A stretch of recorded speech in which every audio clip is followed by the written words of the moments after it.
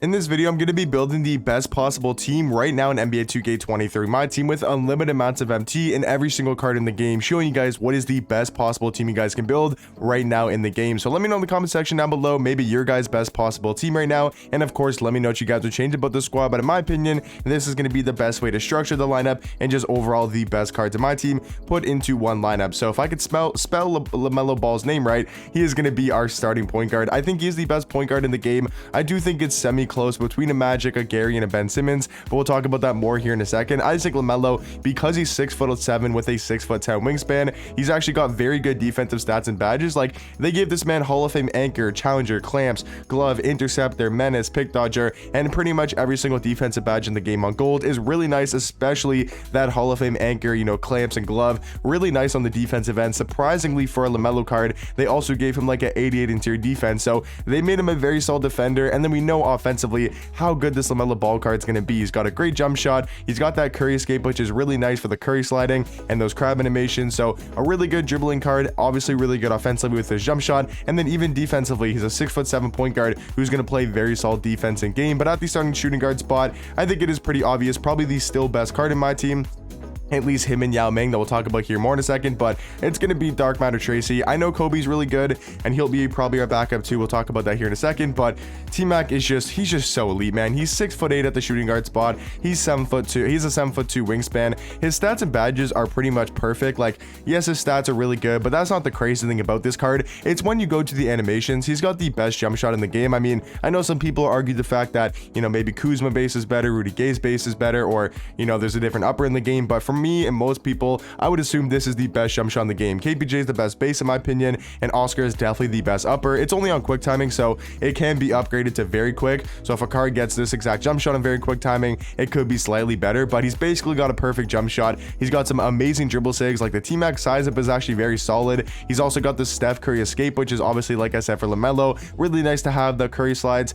you know, the Curry crab animation, just all that type of stuff is really nice to have on this Tracy McGrady card. And I think he's pretty much the perfect shooting guard, and I think it's going to be very hard to surpass a guy like T-Mac and just make a card better than him, because he damn near is the perfect shooting guard in the game. Now for the small forward position, this is where things do get a little bit tricky.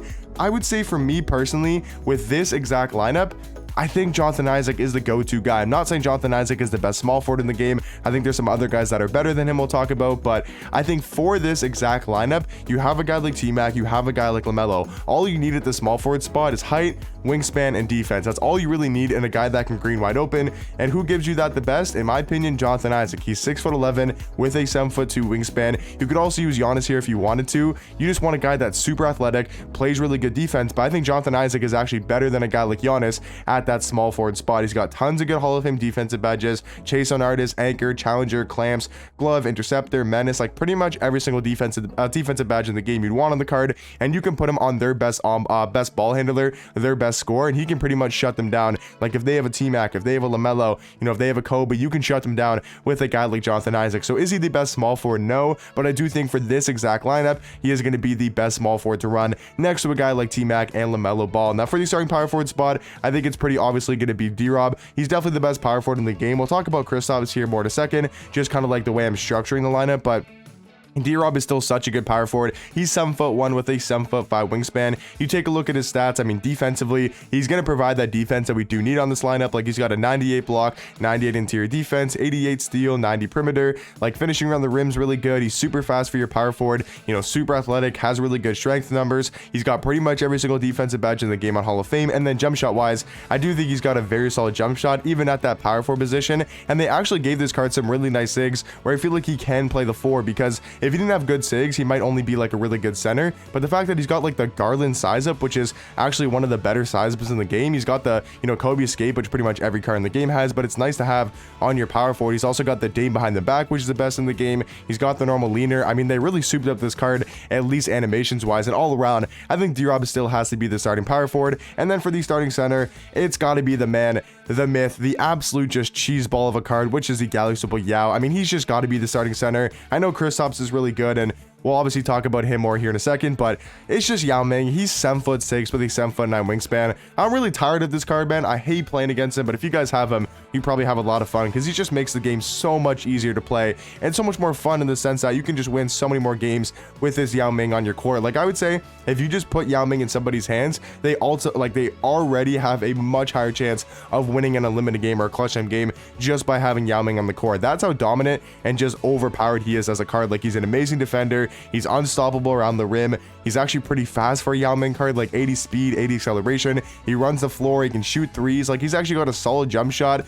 I mean, he's just the most broken card in the game. I think him and T-Mac is a close debate for who's the best actual card. I think Yao Ming is the more easy, more simple, just effective way to score the ball with Yao Ming, and he's obviously a really good defender. But if you put T-Mac in the right hands of somebody that knows how to 300 really well and can take advantage of his dribble sigs and his jump shot, that's when you could look at T-Mac being a better card than Yao. But I think in most people's hands, Yao is still probably the best card. But at the backup point guard spot, this is where you can honestly go with like 3 different names. I think Magic Johnson, Gary Payton, Ben Simmons, like these are all really good options to play at that backup point guard spot. For me personally, I'm going to be going with the Galley Super Magic. I just think he's slightly better than a guy like Ben and a guy like Gary. I mean, we pretty much know what Magic can do. He's going to be a 6'9" point guard, plays really good defense in game. They actually gave him the Steve Francis size up, which is really good, and they made his movement a lot better. And then he's also got his jump shot on quick timing. So the main flaws with this pink diamond version was his dribble sigs were terrible. He could barely move. So now that he's got the Steve Francis size up in the MJ dribble style, he can move a lot better on the court, also having the Kobe escape.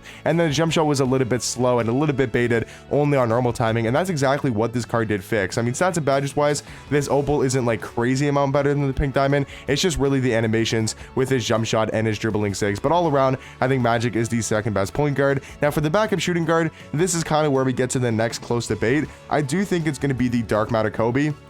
I think he's such an elite shooting guard. We'll talk about here. We'll definitely talk about him first before we talk about the other options at the 2. But even though Kobe's overpriced and he's going for like over 900,000 MT, which is absolutely ridiculous for this card, but he's still so good being a 6'6" shooting guard with a 6'11" wingspan, and he's just so good at everything. He's not going to stand out to you like a T-Mac who has like the best jump shot in the game. He's not going to stand out to you like a card like, a card that has really good sigs, but he's got that Curry escape, which is really nice. He can Curry slide. The Kobe size up isn't the best. I wish he got a better size up, but he's got a jump shot on very quick timing. He's got the Kawhi Leonard defensive stance, which is going to make him a very good defender. And just all around, I do think he's the second best shooting guard in the game. Now for the backup small forward, this is where I would personally go with Mike Bantam, and this is where things do get a little bit complicated, because if you guys don't know, Billy Knight, who's another amazing shooting guard, is a dynamic duo with the Mike Bantam card. So if you want to run them off the bench, that might honestly be a better idea, because they both become dark matters, which just makes them like so much better of a card. They're now gonna have 30, like if you look at Billy Knight,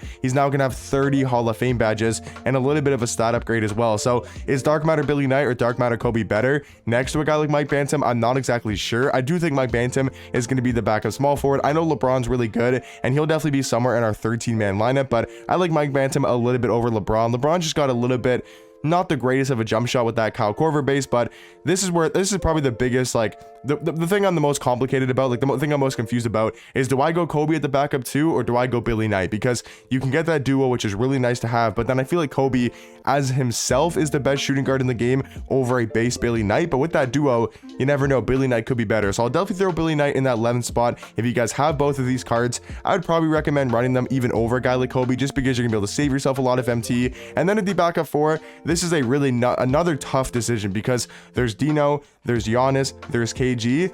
But this might be a little bit shocking. I'm going Anthony Davis. I know his jump shot's on quick timing. I know his release is not very good, but he just does everything else at such a high level. He's a 6'10" power forward with a 7'2" wingspan. I think he's definitely better than a guy like Giannis. I feel like him and KG is the closest debate, at that power forward spot, because Kristaps is going to be our backup center. But like I said, I think him and Kevin Garnett, like AD and KG, is such a close debate at the power forward spot. I like Anthony Davis just a tad bit more, but you could realistically go with KG if you wanted to. And then yeah, Kristaps is going to be our backup center. I mean, he's just so elite. Like, you can make an argument he's better than a guy like Yao because he's 7'3" with a 7'6" wingspan. They made this card just like LaMelo, such a good defender compared to most Kristaps cards. He's also got 87 speed, 87 acceleration. We know Kristaps has got like the best jump shot for a big in the game, or at least a really good jump shot. He's got a 95 3 ball, 93 mid range, and he's still probably the best popper in my team. So overall, this is going to be my 10-man rotation. We got LaMelo, T-Mac, Isaac, Diop, and Yao, which I feel like is a really good combination on the starting lineup between offense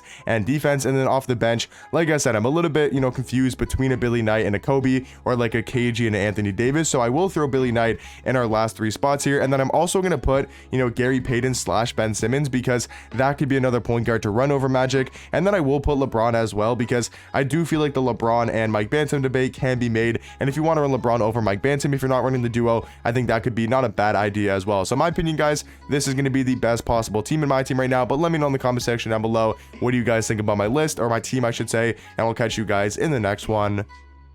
Peace.